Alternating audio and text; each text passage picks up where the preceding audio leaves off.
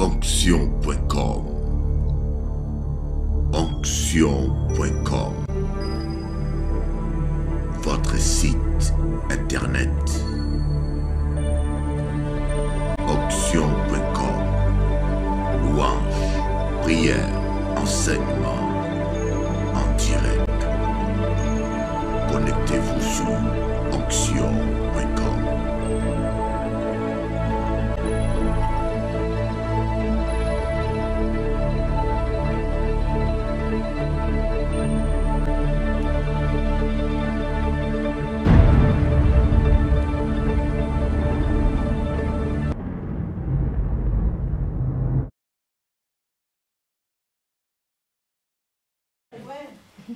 Je suis un pasteur qui était vraiment au début.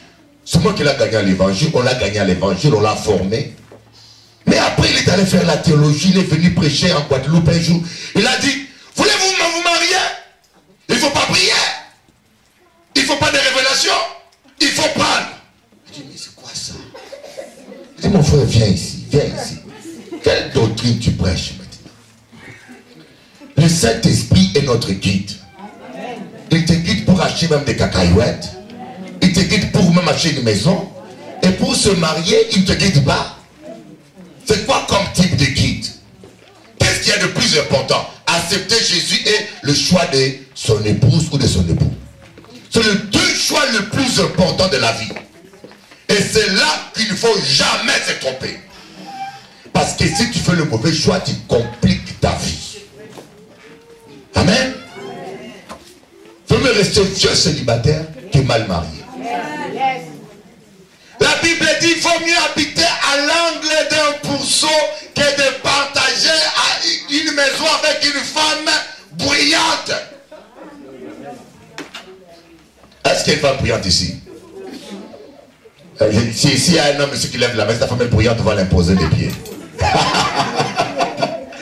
Faut mieux partager faut mieux habiter à l'angle d'un pourceau, j'ai des cochons, que de partager la maison d'une femme querelleuse. En tout cas, je vous en supplie, s'il y a des femmes querelleuses ici, pleurez devant Dieu. Vous avez un défaut extraordinairement mauvais. Et vous êtes en train de prier, Seigneur, donnez-moi un mari. Mais est-ce que pensez-vous vraiment que Dieu va préférer mettre son fils à l'angle d'un pourceau que de te donner son fils? C'est sa parole? Il va préférer que son fils vive à l'angle d'un pourceau que de le marier avec une femme avec une langue aussi large et longue. C'est la raison pour laquelle Dieu a mis des dents devant la langue, pour dire que la langue, il y a une clôture, elle n'est pas dépassée. En plus, clôture blanche, même si on pas vrai, mais langue, il faut laisser derrière les dents.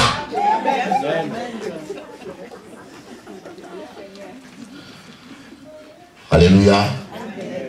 Alléluia. Ah, je sens l'esprit, il y en a qui sont concernés là. Vous les voyez calme. Mon Dieu. Vous les voyez, elle sourit. Elle n'a pas le choix, elle doit sourire. Mais à la maison, il n'y a aucun parler plus que Pitbull même. Mais c'est toi qui chasses le Saint-Esprit. Amen. La force d'une... La Bible dit, une langue douce brise les eaux. Une femme va être douce. Mon doudou chéri. On ne fait pas ça comme ça, doudou. C'est ça une femme. L'angle pas comme ça. Non. Une femme doit être douce. Même un homme qui est bizarre, quand une femme parle avec douceur, il finit par se plier. Je dis au nom de Jésus. Je ne sais pas, mais l'esprit, c'est à qui il parle là. Au nom de Jésus. Je parle l'esprit de Saddam Hussein qui est en toi.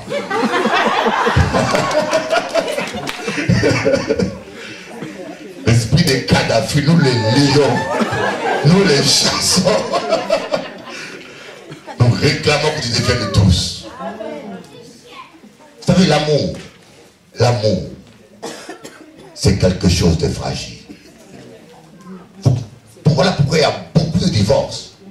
Parce que les gens À un moment donné, on crut que l'amour était quelque chose d'acquis et de définitif. L'amour, c'est comme un œuf. Quand vous avez un œuf, portez-le avec douceur. Mettez-le à la bonne température et traitez-le bien. Mais des fois, parce qu'on est marié des années dans les trains, il n'y a plus de respect, et tout se casse un jour. Vous voyez deux personnes qui s'aimaient extrêmement fort, après se détester extrêmement fort aussi. Parce qu'on n'a pas compris ça. Amen. On est des enfants de Dieu, n'est-ce pas? L'amour, c'est dans le couple. Et je dis bien au nom de Jésus, tu peux te fâcher avec moi. Ma soeur, tu n'as pas d'excuse d'insulter ton mari. Amen. Il y a de bons amens là qui sortent, la gloire à Dieu. Alléluia. Même quoi qu'il se passe, laisse Dieu se battre pour toi.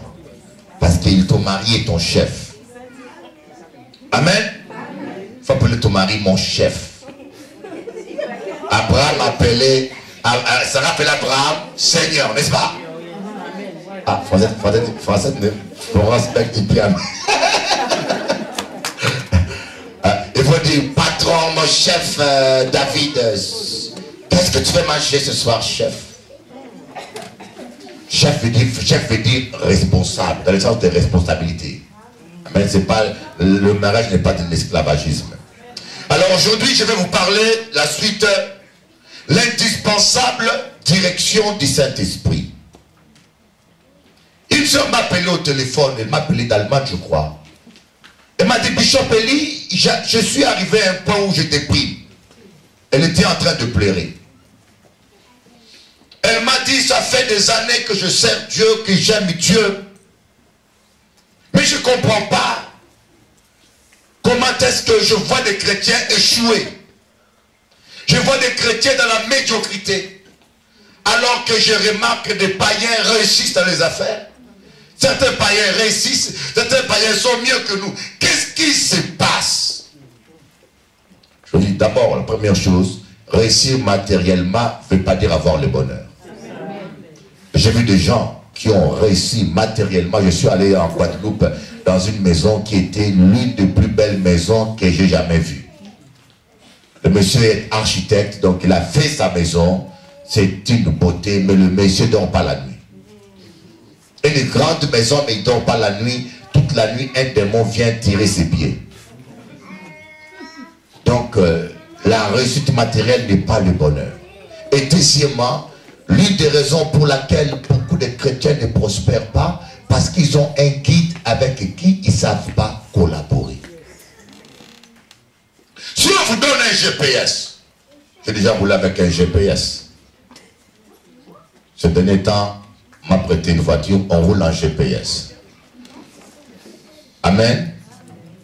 La sœur Véronique regarde le GPS, moi je regarde la sœur Véronique. Donc, lui il regarde là-bas, moi je surveille là.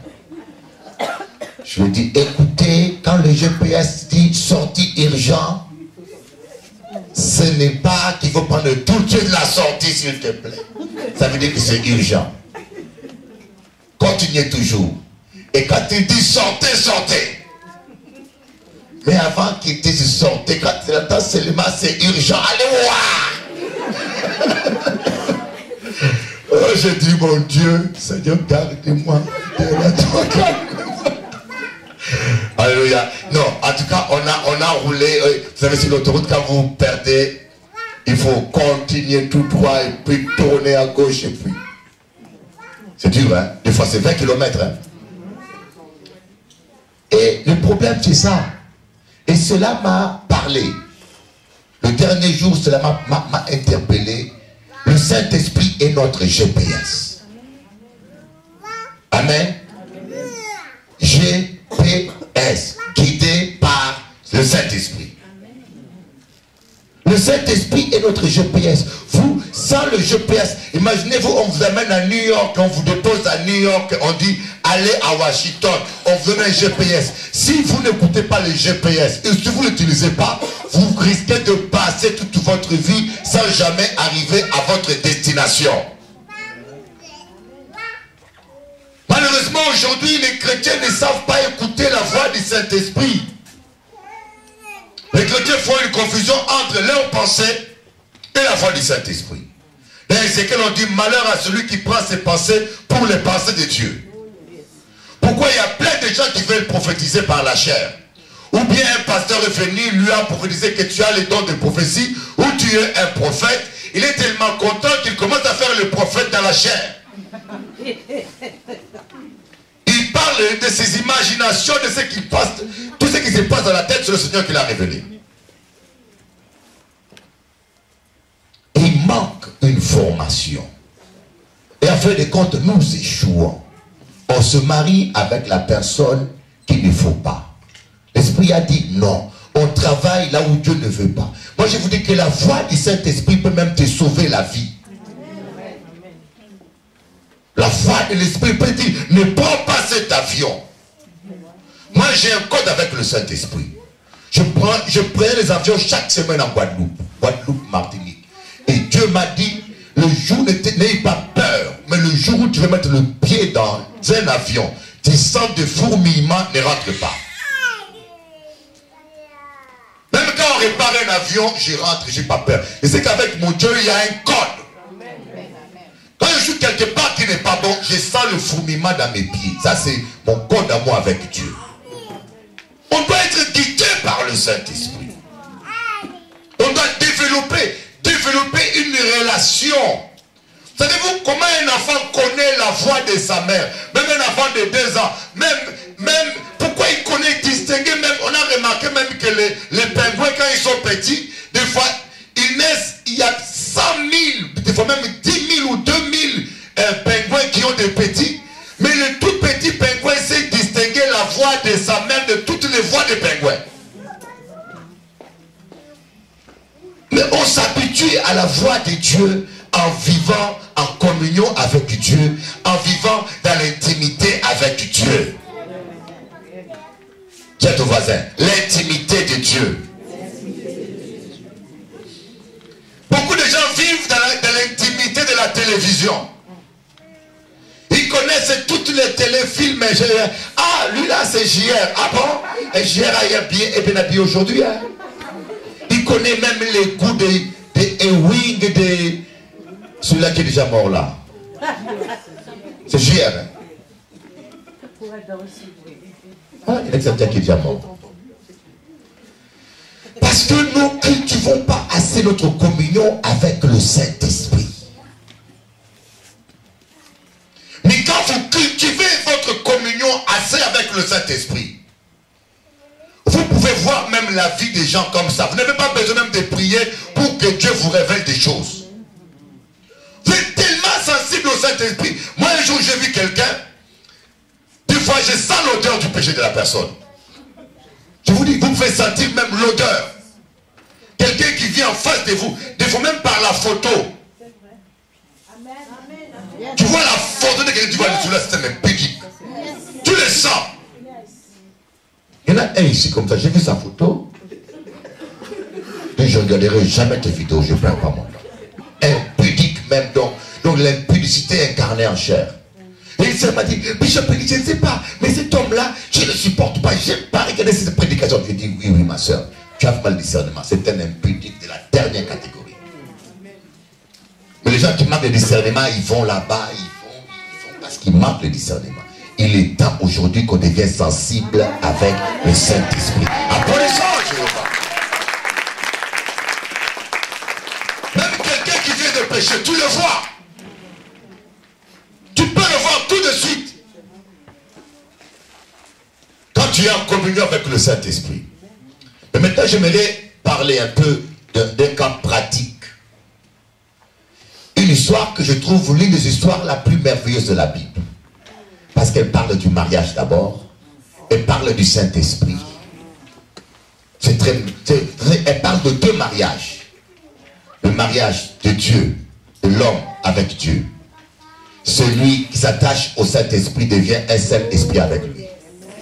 Il parle aussi du mariage de l'homme avec la femme. Et il nous décrit en détail comment même cheminer avec le Saint-Esprit pour trouver l'homme ou la femme de sa vie. Mais ce n'est pas le sujet que nous abordons aujourd'hui. Nous parlons être guidés par le Saint-Esprit, mais je voulais vous montrer quand même au travers d'un passage qui décrit en détail comment quelqu'un a été guidé par le Saint-Esprit jusqu'à arriver à la bonne destination. Et on va voir, on va essayer de tirer des leçons pour nous-mêmes, comment on peut se laisser guider par le Saint-Esprit. Amen. On va aller dans Genèse chapitre 24. Je vais lire ma version. Oh, merci Jésus. Saint-Esprit de Dieu, aide-nous. Vous savez, le Saint-Esprit, et c'est ça qui explique que avant moi, je vivais la sainteté. Vous savez, avant moi, je vivais la sainteté pour ne pas aller en enfer.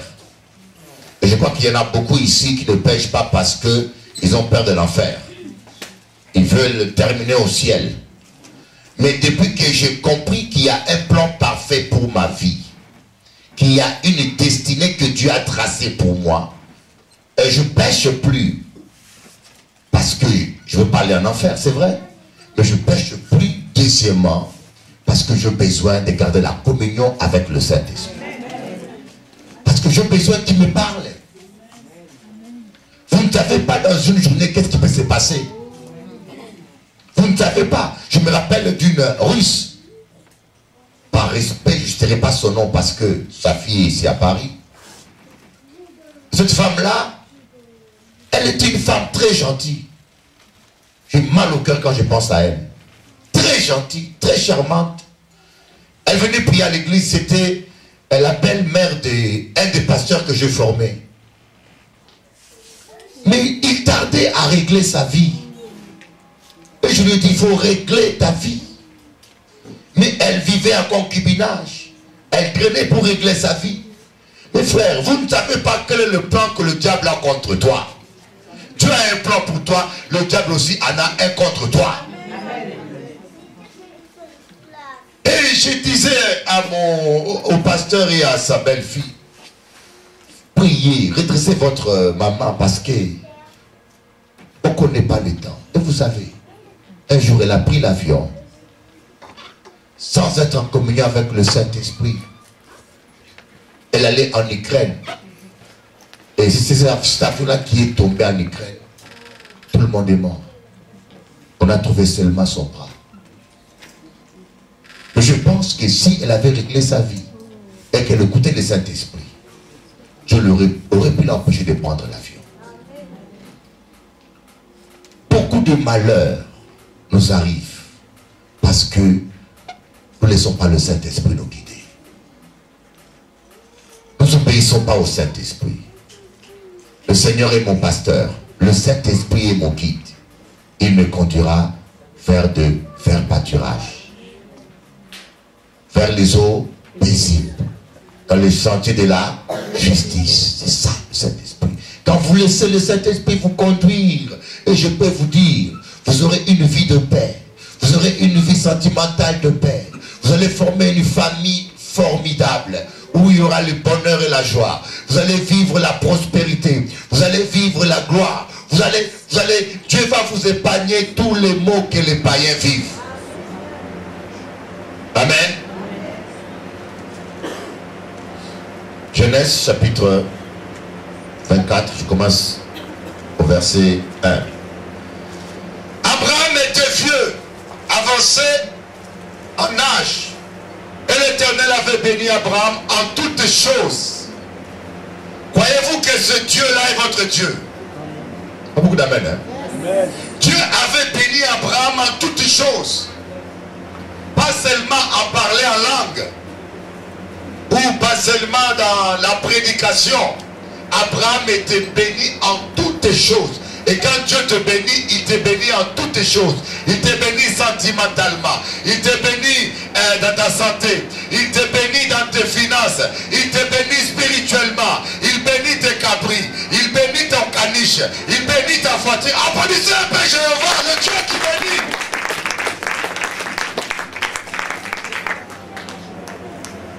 Abraham dit à son serviteur le plus âgé de sa maison, l'intendant de tous ses biens, mais je te prie ta main sous ma cuisse, et Et je te ferai jurer par l'Éternel, le Dieu du ciel et le Dieu de la terre, de ne pas prendre pour mon fils une femme parmi les filles des Cananéens, au milieu desquelles j'habite, mais d'aller dans mon pays et dans ma patrie, prendre une femme pour mon fils Isaac. Et j'aimerais vous dire, l'erreur que nous faisons, souvent nous les enfants de Dieu, il y a un problème de manque d'équilibre dans la vie des chrétiens. Il y a des chrétiens qui ne fonctionnent qu'avec la révélation. Il y a d'autres qui ne croient pas à la révélation, qui ne fonctionnent qu'avec la sagesse. Mais Dieu veut que nous fonctionnons avec le Dieu. Il y a des situations où Dieu ne va rien te révéler parce qu'il estime que tu as la sagesse et la connaissance pour faire le bon choix. Yes, amen. Et c'est la raison pour laquelle l'apôtre Paul prie dans Éphésiens chapitre 1, il dit, je prie pour vous, je fais mention de vous nuit et jour, afin que Dieu vous donne un esprit de sagesse et de révélation. Vous voyez ici, Abraham avait un jeune serviteur, un vieux, intendant de sa maison. Il lui a pas dit, vas-y chercher partout, sur toute la surface de la terre, où est la femme que Dieu fait pour mon fils. Il lui a pas dit, prions maintenant pour que Dieu me révèle. Mais Abraham, avec sa sagesse, il a éliminé beaucoup de paramètres inconnus. Abraham, avec la sagesse, il savait que la femme de son fils devait être dans sa patrie. Ici, il n'a pas eu une révélation. Il n'a pas entendu une voix, il a dit, va dans ma patrie. Ne prends pas une femme belle ou gentille parmi les filles des Hittites qui sont mal élevées, qui n'aiment pas Dieu, qui ont des habitudes charnelles. Je ne veux pas. Va dans ma patrie, là-bas où on craint Dieu. Sûrement c'est là que Dieu a réservé une femme pour mon fils. Donc il y a, quand vous cheminez avec Dieu, utilisez votre sagesse. Il y a des gens qui ne réfléchissent plus. Avant de faire quoi que ce soit, ils veulent que Dieu parle et que Dieu parle. Mais des fois, il faut réfléchir. Dieu révèle quand la sagesse, elle seule, ne peut plus avancer. Alléluia. Sinon, Dieu aurait fait de nous des robots. Dieu a mis en nous quelque chose qu'il respecte, c'est le libre arbitre. Dieu ne veut pas que l'homme fonctionne comme un robot. Voilà pourquoi il collabore avec nous. Nous sommes co-ouvriers avec le Saint-Esprit. Donc ici, Abraham a dit, va dans ma patrie. Il a éliminé beaucoup de paramètres. On va voir maintenant le verset 11. Et là maintenant, le serviteur d'Abraham est allé dans la patrie d'Abraham. Rappelez-vous, Abraham était le père de la foi. Il parlait avec Dieu face à face. Il écoutait la voix de Dieu. Vous voyez. Mais Abraham, il fut un moment donné où il ne pouvait plus avancer. Il ne pouvait plus voyager. Heureusement qu'il a entretenu de bonnes relations avec un homme. Vous savez, il y a des gens qui pensent qu'ils ont besoin de personne. Pendant que tu as la force, pendant que tu es une jolie jeune femme, traite bien le mari que Dieu a mis près de toi. Traite bien les amis que Dieu a mis près de toi. Parce qu'un jour viendra où tu auras besoin de quelqu'un, tu risques de ne trouver personne parce que tu n'as pas gardé de bonnes amitiés. Applaudissons Jésus-Christ, alléluia. Dieu ne nous a pas créés seuls sur terre. Dieu veut que nous soyons en communion. Il y a des gens qui sont tellement sauvages. Dans n'importe église, vous le mettrez, ils ne seront jamais à l'aise. Il y aura toujours des problèmes partout sauf en eux-mêmes. Alléluia. Dieu nous a créés pour qu'on soit en communion les uns les autres. Et nous voyons maintenant que le serviteur d'Abraham est allé jusque là où il fallait qu'il aille. Il est allé dans la patrie d'Abraham. Et maintenant on va voir maintenant qu'il est arrivé un moment donné où la sagesse ne pouvait plus distinguer quelque chose. Parce qu'il a trouvé plusieurs filles de la famille d'Abraham dans cette terre. Alors il fallait maintenant qu'il choisisse une parmi toutes celles-là. Et c'est là où la révélation est intervenue. Alléluia. Il y a des gens qui n'avanceront jamais parce qu'ils ne veulent pas réfléchir un petit peu. Ils ne veulent pas discerner avec leur intelligence, avec la sagesse que Dieu t'a donnée. Tu ne veux pas réfléchir, mais tu attends toujours que Dieu parle. Et Dieu ne parle jamais quand il estime que tu peux voir le chemin avec la sagesse. Verset 11. Il fit reposer les chameaux sur leurs genoux hors de la ville, près d'un puits, au temps du soir, au temps où sortent celles qui vont puiser de l'eau.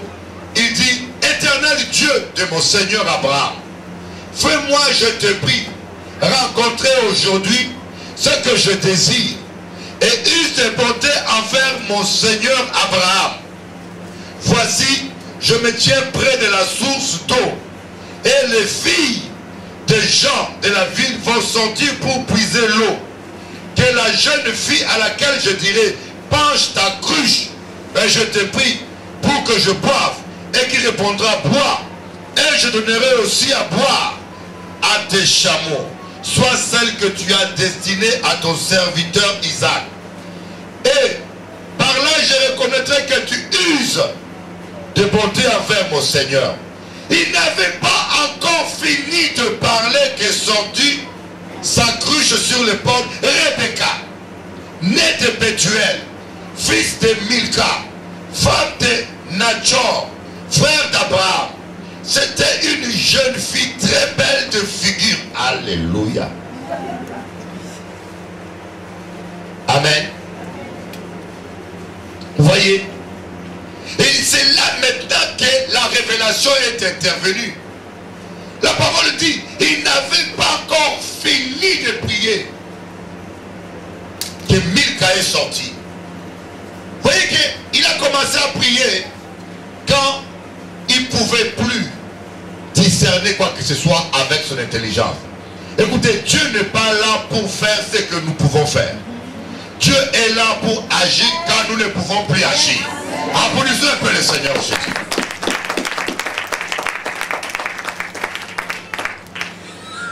Et vous voyez maintenant, la Bible dit: n'ajoutez pas foi à tout esprit.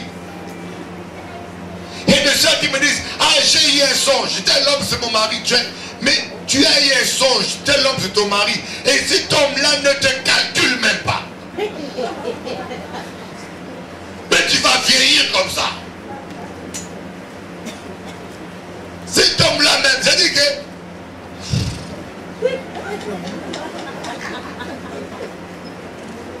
Alléluia. Et maintenant, c'est toi la femme qui doit le dire à cet homme-là. Elle dit: c'est mon frère. Et tu m'as montré que tu me faisais des bisous. Mais tu vas, tu as déjà vu une gazelle qui va dans la bouche d'un lion affamé pour dire: je suis une gazelle, tu es un lion.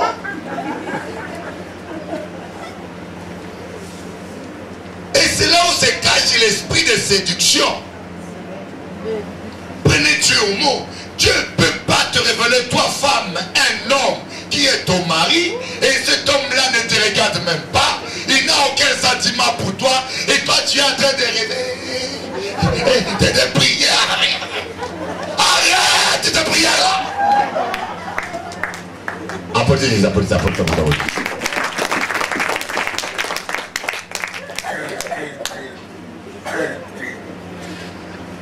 Moi j'ai eu 4 sœurs là qui ont eu des visions sur moi. Dieu m'a montré, mais je dis: mais le Seigneur n'est pas. Tu veux que je devienne polygame? 4. Et toutes les 4 sont convaincues que Dieu les a parlé. Elles ne veulent rien attendre. Je dis: mais c'est pas Dieu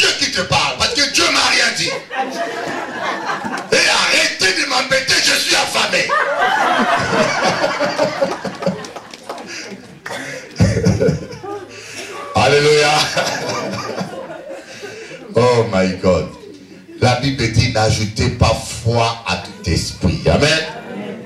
Vous voyez, verset 16. C'était une jeune fille très belle. La première chose, quand Dieu te montre une femme ou un homme, il les rend beaux à tes yeux. Même s'il n'a pas de dents, tu verras des dents apparaître. Mais comment j'ai aimé un homme sans dents? C'est le Saint-Esprit, c'est le miracle. Alléluia. Dieu sait comment faire les choses. Tu ne peux pas te marier en contre-cœur. Oh, je me marie par la foi, Dieu a dit. Mais c'est pas grave. Mais non. Alléluia. Elle était belle, elle était vierge. Et vous savez qu'en ce temps-là, les patriarches se mariaient qu'avec des femmes vierges. Et vous savez, je dis bien, quand on accepte Jésus, je dis bien on sait, quand tu acceptes Jésus, tu retrouves une virginité spirituelle. Amen. Le passé est passé. Amen. Mais il y en a beaucoup depuis leur conversion qui sont déjà brûlés ça. Donc on dit amen, amen, qui amen. Alléluia. Quand tu acceptes Jésus, le compteur soit à zéro, garde-toi dans la pauvreté. Quand il y a la chaleur sur les pieds, va à la plage, nage. Ou va à la piscine, fais autre chose. La sainteté pour Dieu. Applaudissons Jésus-Christ, alléluia. Vous voyez que le serviteur d'Abraham a eu une révélation. D'abord, il est allé à un endroit avec sagesse. Et après, il a eu une révélation. Et après, la révélation a été confirmée par la sagesse. Il a commencé par examiner la femme. Elle est belle. Elle va plaire à Isaac. Elle est vierge. Comme le sacrificateur devait se marier toujours avec une femme. Elle correspondait. Pour toi, tu as eu un songe que cet homme-là, c'est ton mari. Mais il est mal poli. Il est infidèle. Et il ne t'aime pas. Tu t'accroches. Bishop Elijah, il y a un sang. Je crée un sang.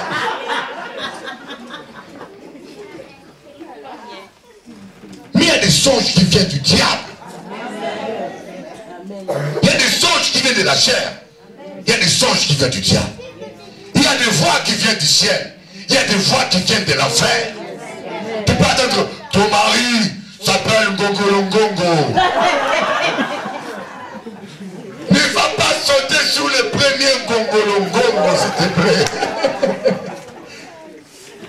N'ajoutez pas foi à tout esprit. Alléluia.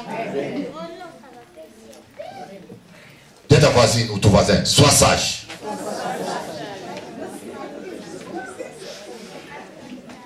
C'est ça le problème que nous avons aujourd'hui, mes amis. Nous ne voulons pas réfléchir. Ici, je vous raconte une histoire qui concerne le mariage. Pareil aussi pour le travail. Une sœur avait un travail toute la semaine. Un travail moins payé, mais un travail toute la semaine. Elle vient me voir, elle me dit, Bishop, j'ai trouvé un travail. Tous les dimanches, ils sont pris.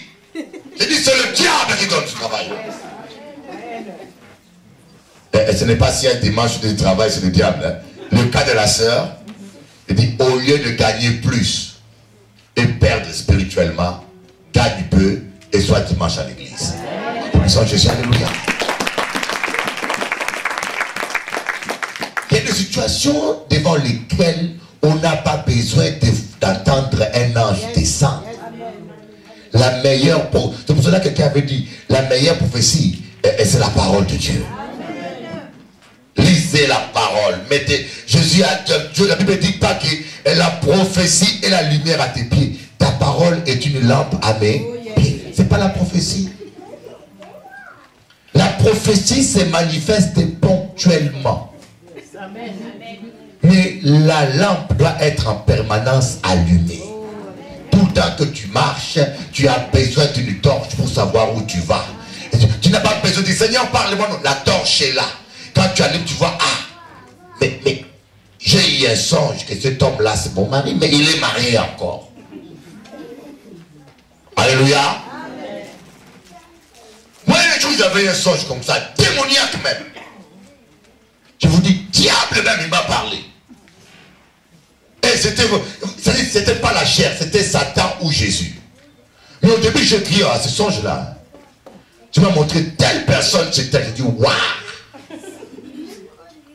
Seigneur, ça fait longtemps que je suis comme ça.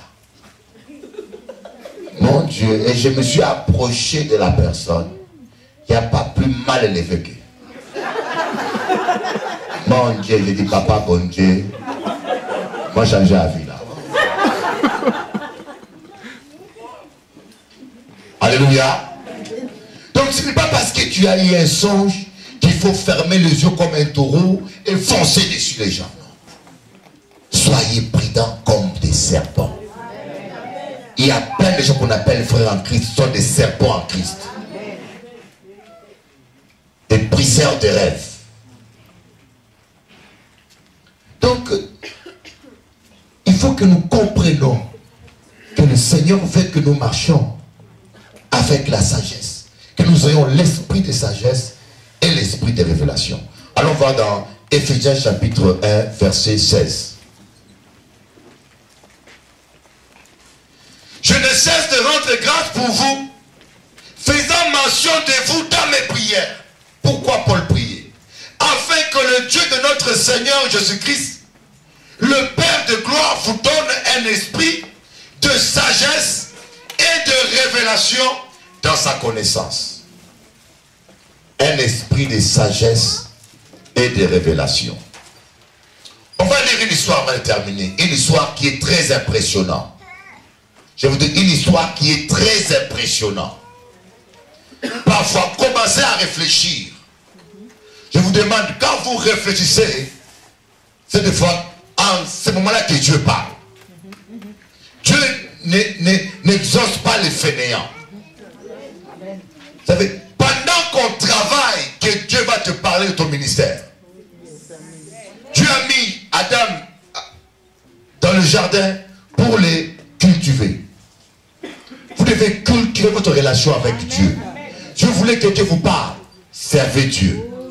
Simplement, servez-le, il vous dira après. Ne restez pas bras croisés, Seigneur, qu'est-ce que je dois faire? Il ne te parlera pas. Commence par faire ce que tu peux faire. Et après, il viendra faire ce que tu ne peux pas faire.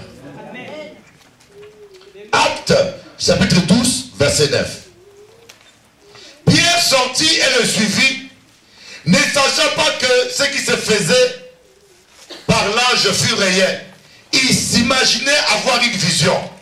Lorsqu'ils eurent passé la première garde, puis la seconde, ils arrivèrent à la porte de fer qui mène à la ville et qui s'ouvrit d'elle-même devant eux. Ils sortirent et s'avancèrent dans une rue.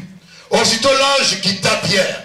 Revenu à lui-même, Pierre dit, je vois maintenant d'une manière certaine que le Seigneur a envoyé son ange et qu'il m'a délivré de la main d'Hérode et de tout ce que le peuple juif attendait. Après avoir réfléchi, est-ce que quelqu'un peut dire ça? Après avoir réfléchi.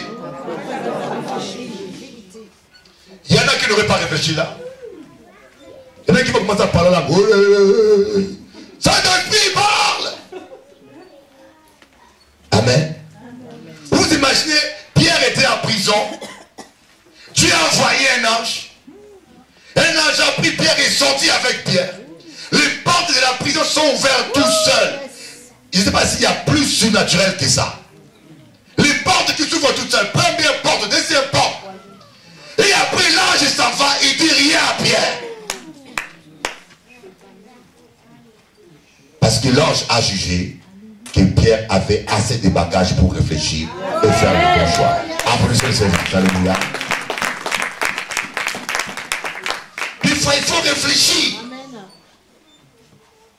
Et parce que beaucoup de chrétiens ne veulent pas réfléchir, on abandonne la réflexion, on se comporte avec un manque de sagesse incroyable. Il faut voir des fois comment les chrétiens agissent et se comportent. Ils sont mauvais en affaires et mauvais partout. Alléluia. La sagesse a pour demeure l'intelligence et la réflexion.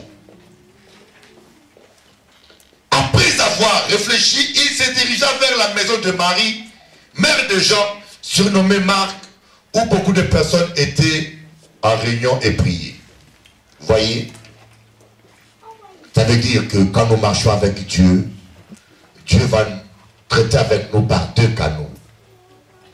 Il y a le canal de la sagesse, il y a le canal de l'intelligence. Et voilà pourquoi je dis l'erreur que vous les chrétiens, nous faisons. Et je vais parler surtout au sujet du mariage. Moi, je respecte le choix des gens. Mais des fois, on se fait du mal parce que les chrétiens sautent l'amitié. Quand on rencontre une personne, d'abord, il faut qu'on soit amis. Il faut fréquenter la personne pendant un temps, dans la sainteté. On n'est pas des chiens enragés. On doit crucifier la chair. Vous avez une relation normale avec la personne amicale. Parce que quand tu es marié avec une personne, c'est l'amitié qui vous fera tenir longtemps. Ce n'est pas les sentiments. Tu vas embrasser une femme toute la journée, tu seras fatigué. Et elle va même se fatiguer de toi. Alléluia. Mais s'il n'y avait pas l'amitié, vous n'avez pas rien de commun. Vous allez voir, vous vous mariez aujourd'hui, au bout d'1 an, vous allez voir, le monsieur n'est plus jamais à la maison, ou la femme n'est plus là, la femme est chez sa mère parce qu'elle s'ennuie à la maison.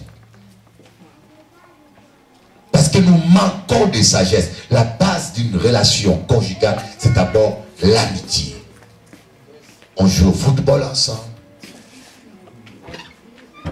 On prie ensemble, on évangélise ensemble, on parle. Il y a quelque chose.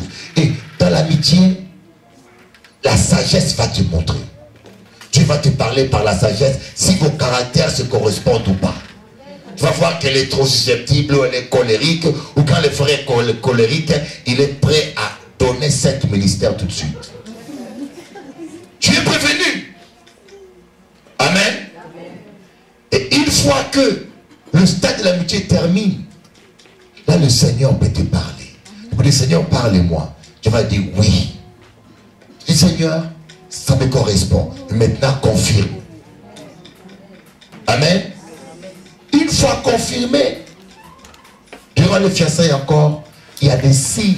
Il n'y a pas que des visions. Il y a des signes dans le comportement, dans le langage d'une personne qui peut montrer que cette personne correspond ou pas. Voyez donc, on doit marcher avec la sagesse et avec la révélation. Il y a des gens qui vont mourir célibataires parce qu'ils attendent que la révélation. Il y a d'autres qui vont se tromper toute leur vie parce qu'ils marchent qu'avec l'intelligence. Parce que la sagesse, il y a des situations où la sagesse ne peut rien distinguer. Quelqu'un peut faire l'hypocrisie, être gentil, spirituel pendant des ans. Mais une fois que vous mariez avec lui, le corps ne pousse. Alléluia. Applaudissons le Seigneur Jésus-Christ, le roi de moi. Voilà pourquoi ce soir, je voulais vraiment vous parler de ces choses. Et dimanche prochain, nous allons parler de la révélation dans les choses de Dieu. La révélation, comment distinguer une prophétie de mes pensées. Comment savoir que ce qui se passe dans ma tête, c'est mes pensées ou c'est la prophétie. Ça c'est important ça parce que les gens confondent tout. Et comment développer les dons de prophétie. Donc, se développe. Dieu met un don. Ranimer la flamme des faits que vous avez reçus. Dieu met un don en vous, il faut le développer. Et à l'introduction d'abord, le jeûne et la prière sont très importantes.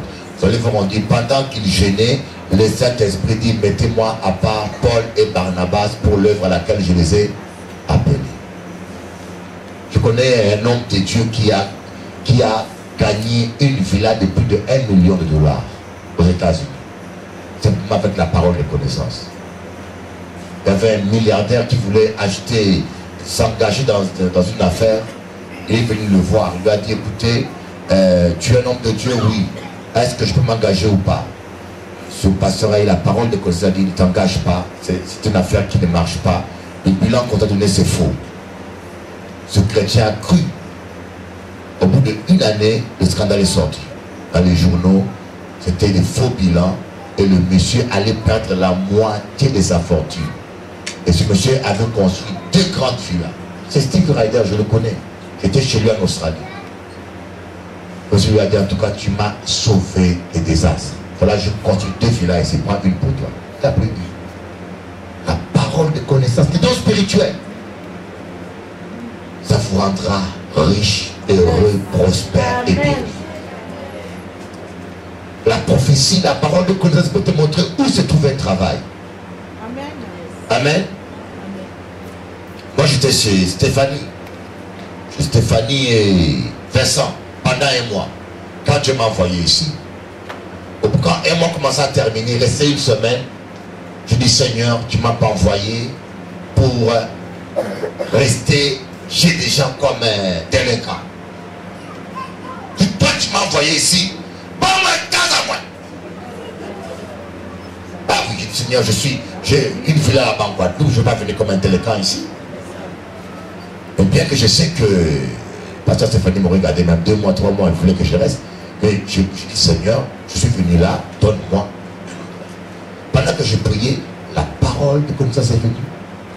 Dieu m'a dit, telle personne, appelle-le maintenant. Tout de suite. Je n'aurais pas eu ces dons, je serais toujours resté là où je suis. Et j'ai appelé le frère, je dis mon frère, mais tu as un appartement à Paris? Oui, Bishop, mais il y a un locataire. Il dit écoutez, je vais aller là-bas. Il m'a dit, je te rappelle dans une minute. Il appelle le locataire. Il dit locataire, mon pasteur est à Paris. Il a besoin de l'appartement. Est-ce que tu peux partir? Le locataire aussi était coincé. Il a dit oui, oui, je pars tout de suite. Il est parti dans une semaine. Et dans une semaine, j'ai aménagé. Et je suis là. C'est juste que alléluia. C'est la parole. Je pars. Je pars. Et nous avons besoin de ces dons spirituels pour ne pas nous tromper toute la vie. Ou passer tout le temps à tâtonner. Je ne sais pas combien des hommes ou des femmes passent le temps à tâtonner une fiancée à une autre, un fiancé à un autre, un travail à un autre, une église à un autre. Les gens qui sont jamais, et à fin de compte, ils finissent par avoir la peau des vagabonds. On appelle ça la maladie de bouger. Pigeon voyageur. Alléluia. Applaudissons Jéhovah. On se lève. On se lève. Alors dimanche. Onction.com. Onction.com. Votre site internet. Onction.com. Louange, prière, enseignement en direct. Connectez-vous sur Onction.